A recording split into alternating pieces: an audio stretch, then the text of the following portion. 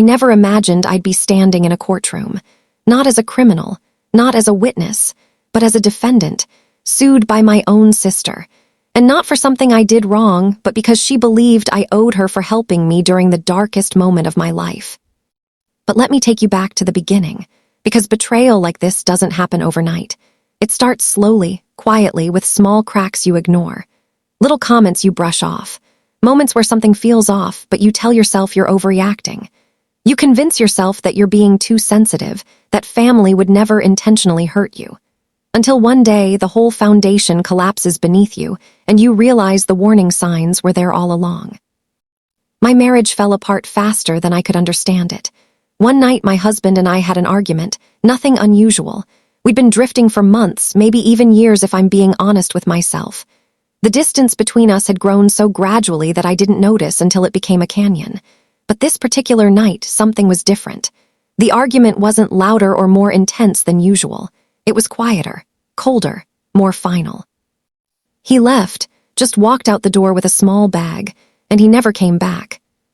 By the next morning, our home, the place we built together, the place where we'd planned our future, where we'd hung pictures and painted walls and argued about furniture, felt like a stranger's house. Cold, silent, empty. The spaces where his things used to be looked like wounds. His coffee mug was gone from the kitchen. His shoes weren't by the door. Half the closet gaped open and vacant. I couldn't eat. Food tasted like nothing, like I was chewing cardboard. I couldn't sleep. Every time I closed my eyes, I'd replay conversations, searching for the moment where everything went wrong. I could barely get out of bed. Some days I didn't. I'd lie there staring at the ceiling, watching the sunlight move across the room, marking time I was wasting but unable to care.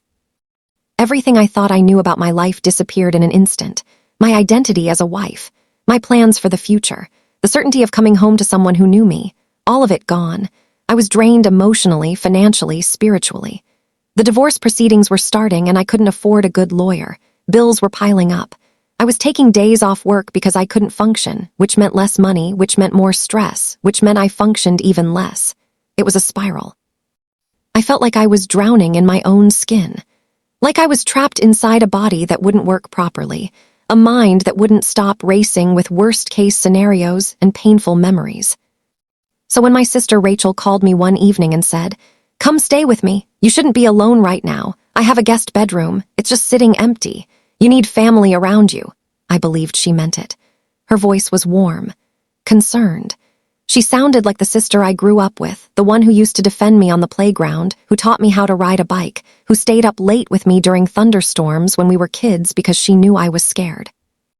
I moved into her guest bedroom within a week. 6 months. I ended up staying for 6 long months.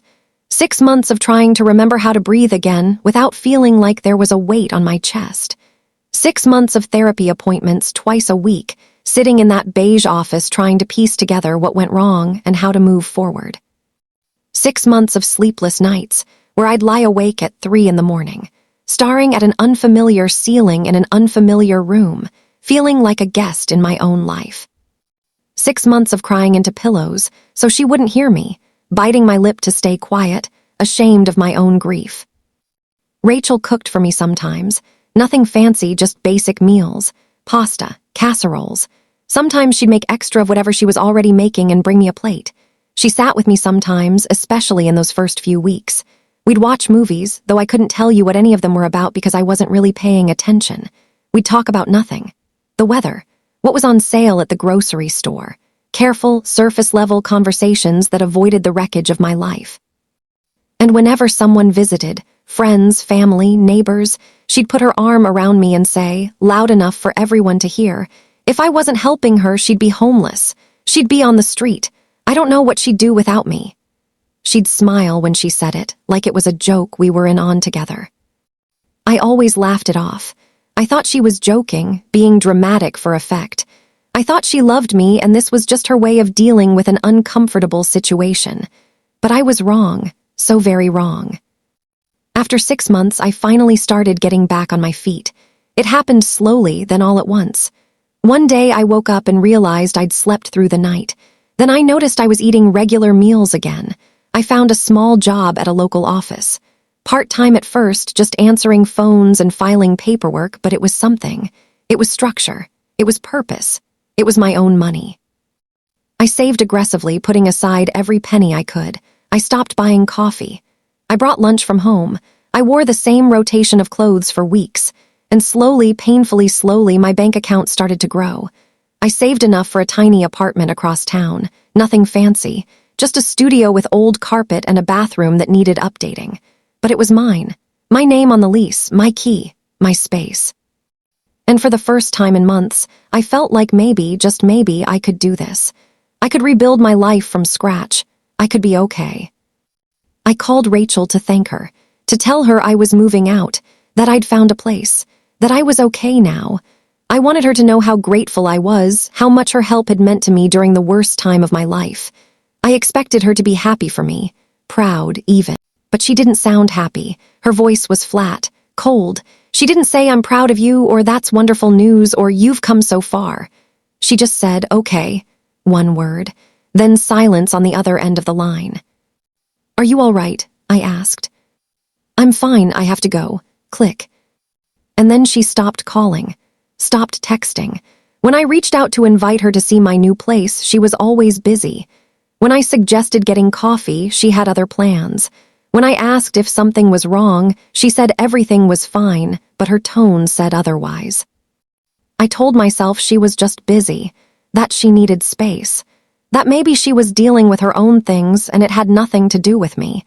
I made excuses for her because that's what you do for family. 2 weeks after I moved out, I got a letter in the mail, official looking, return address from a law office. My hands were shaking as I opened it. For a moment I thought maybe it was something about my divorce, some final paperwork I'd forgotten to sign. It was worse. A court summons. My sister, my own blood, was suing me for $950 in unpaid rent.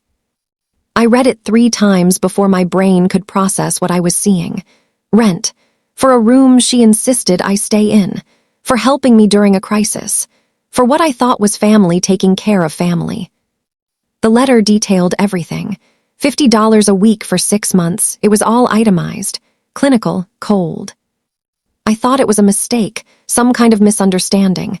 Maybe someone had stolen her identity. Maybe her lawyer had made an error. I called her immediately. She didn't answer. I texted. Nothing. I called again.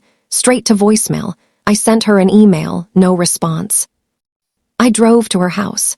She didn't answer the door, even though I could see lights on inside, and I knew she was home. She stood by every word. I found out later, through mutual friends, that she'd been planning this for weeks, that she'd been consulting with a lawyer since before I even moved out. In her lawsuit, she claimed I took advantage of her kindness, that I lived like a queen under her roof, that I ate her food like a parasite, that I was ungrateful and entitled, that I never once offered to help with bills or expenses. None of it was true. I'd offered to pay rent multiple times during my stay. She'd waved me off, saying, "Don't worry about it, you're family." I'd bought groceries. I'd cleaned. I'd tried to help however I could.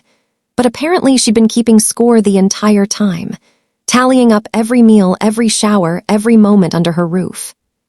This was my sister, my blood, the person I trusted when I had no one else, the person who'd known me my entire life, and she was dragging me to court. But the worst part, she didn't care how it looked. She didn't care what it meant. She didn't care that everyone we knew would find out. She wanted her money, and she wanted to embarrass me while doing it. She wanted everyone to know that I was a burden, a freeloader, someone who took and never gave back. The day of the hearing finally came. The courtroom was cold, sterile, intimidating, full of strangers waiting for their own cases to be heard, all watching, all judging. I sat alone at the defendant's table, feeling like I was on trial for being a bad person rather than for an unpaid debt. Rachel stood tall on the other side of the room, chin up, shoulders back. She wore a nice dress, professional makeup, like she was the victim, like I had wronged her in some unforgivable way. Her lawyer was professional, prepared, confident. He stood and listed every expense she claimed I owed. Food, approximately $300, utilities including water, electricity, and internet, use of furnished space, emotional support and counseling. He made it sound like she'd been running a charity and I'd taken advantage of it. People in the courtroom were nodding, whispering behind hands, looking at me with disapproval. They believed her. They thought I was a freeloader, a user, someone who took and never gave back, someone who exploited a generous sister and then disappeared without even a thank you. I felt smaller and smaller with each accusation, like I was shrinking in my seat. The judge finally looked at me. He was older, gray-haired, with tired eyes that had probably seen every kind of family dispute imaginable. "Ma'am, do you have anything to say in your defense?" Rachel folded her arms across her chest. She looked pleased, satisfied, like she'd already won, like this was already over and she was just waiting for the formality of the ruling. I stood up, slowly. My legs felt weak. My hands were shaking so badly I had to grip the edge of the table. My voice was barely there, thin and uncertain. The whole room was staring at me, waiting, but I said it. "Yes, Your Honor, I have something to say. I donated one of my kidneys to her." The room went completely silent. You could have heard a pin drop. My sister wouldn't be alive today if I hadn't volunteered. 3 years ago, she was in renal failure. She was on dialysis. She was deteriorating fast. The doctors said she needed a transplant or she wouldn't make it another year. I was tested. I was a match. I didn't ask for money. I didn't want anything from her. I gave her a piece of my body because I loved her, because she's my sister, because that's what family does. Gasps filled the courtroom. People turned to each other in shock, their whispered conversations suddenly about Rachel, not me. Some people's expressions changed completely, from judgment to disgust. Rachel's lawyer turned to her, his face changing as he realized she'd left out a rather significant detail. His expression went from confident to confused to horrified in the span of seconds. He leaned over and whispered something to her urgently. She waved him off dismissively. He straightened up and said, his voice hesitant now, "Your Honor, I was not aware of this information. A kidney donation, medically speaking, is valued at over $20 million on the black market. More importantly, it represents an immeasurable personal sacrifice." Rachel didn't even flinch. No tears, no shame, no remorse, no shock at being exposed. She just stared at me with cold, hard eyes, like I was the problem, like I had embarrassed her by bringing up the truth, like I'd somehow cheated by mentioning the kidney. The judge said slowly, "This case just took an unexpected turn." He leaned forward, hands clasped together on the bench, his expression grave. "Ms. Rachel, let me make sure I understand correctly. You're suing your sister for less than $1,000 while standing here alive today because of her." Rachel's face hardened even more, her jaw clenched. "What does that have to do with rent? A kidney doesn't pay bills. I still had expenses. She still lived in my house. That donation was 3 years ago. This is about the money she owes me now." The entire courtroom reacted, head shakes, whispers that grew louder. Sounds of disgust. Someone in the back said "unbelievable," loud enough for everyone to hear. I couldn't believe what I was hearing. This wasn't the sister I grew up with. This wasn't the person who used to braid my hair and share secrets with me late at night. This was a stranger wearing my sister's face. The judge's voice turned cold, sharp, cutting. "It shows character, ma'am, and intent, and gratitude or lack of it. This lawsuit is not about rent. It's about revenge. It's about control. And I will not allow my courtroom to be used for petty, personal vendettas disguised as legitimate claims." He paused, looking at both of us, then continued. "Your claim is dismissed in its entirety. Furthermore, you are ordered to pay all court fees, including filing fees and the defendant's costs. And you are warned, Ms. Rachel, never weaponize this courtroom again. If you bring another frivolous lawsuit before me, there will be serious consequences." The gavel came down with a sharp crack that echoed through the silent room. I felt my knees weaken. I had to grab the table to stay standing, not from relief, not from victory, but from the truth that was now undeniable, laid bare in front of everyone. I didn't recognize my sister anymore. The person I'd grown up with, the person I'd loved unconditionally, was gone. Or maybe she'd never really existed. Maybe I'd just been seeing what I wanted to see all along. After the case ended and the courtroom began to empty, Rachel stormed after me in the hallway. Her heels clicked sharply on the tile floor. People were staring at us, but she didn't care. "You humiliated me," she hissed, her face red with anger. I turned to her calmly, exhausted down to my bones. "You took me to court." She stepped closer, invading my space, her face twisted with anger and something else, something uglier. "You think you're better than me because you donated a kidney. You think that makes you special."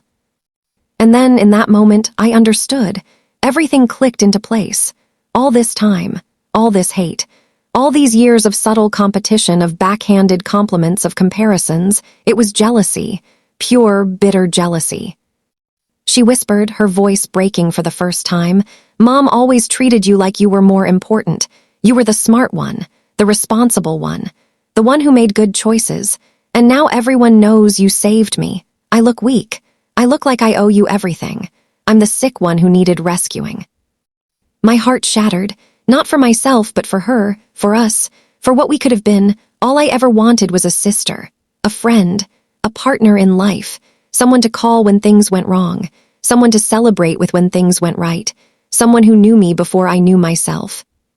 But she saw me as a competitor, an enemy, a threat to her worth, her value, her place in the world. I realized in that moment, standing in that courthouse hallway with people walking around us, no amount of love can fix someone who refuses to see you as family. No amount of sacrifice can earn gratitude from someone who sees every kindness as a debt they resent owing. I walked away from her that day, not because I hated her. I could never hate her, but because I finally understood. People don't betray you because you're weak. They betray you because they think you'll never fight back. They betray you because they believe you'll always forgive them, always make excuses for them, always come back. I spent years believing Rachel would change, that one day she'd wake up and appreciate me, that one day she'd call and say thank you, that one day we'd be real sisters again, the way I remembered us being when we were young. She never did, and she never will, and I had to accept that. But I learned something powerful through all of this. Forgiveness doesn't mean letting someone hurt you again. Forgiveness doesn't mean pretending nothing happened. Forgiveness means letting go of the version of them you created in your mind, the version you wanted them to be, the version you needed them to be, and accepting the reality of who they actually are. My sister lost the case, but I lost something too, the illusion that she ever loved me the way I loved her, the dream of the sister relationship I'd always wanted, the hope that blood was thicker than water, that family meant something sacred and unbreakable. And sometimes that's the deeper wound, not the betrayal itself, but the death of hope. But I also gained something, my freedom, my peace, and the strength to never settle for being disrespected, even by my own blood, especially by my own blood. Because if you can't expect basic respect and decency from family, then what does family even mean? Sometimes the people who hurt us the most are the ones we loved the most, because they're the only ones we trusted enough to get that close enough to know exactly where to strike, close enough to know which wounds will cut the deepest. But I'm okay now. It took time, it took therapy, it took learning to set boundaries I never thought I'd need with my own sister, but I'm okay, and that's enough.